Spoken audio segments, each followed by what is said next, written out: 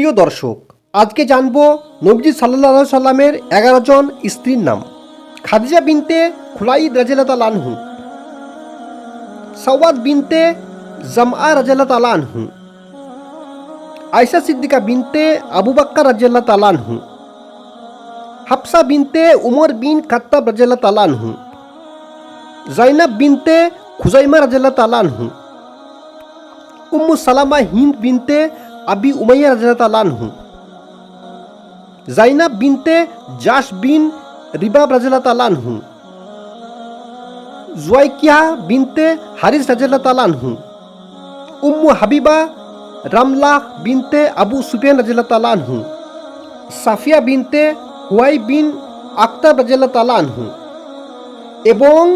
মাইমুনা বিনতে হারিস রাদিয়াল্লাহু তাআলা আনহু।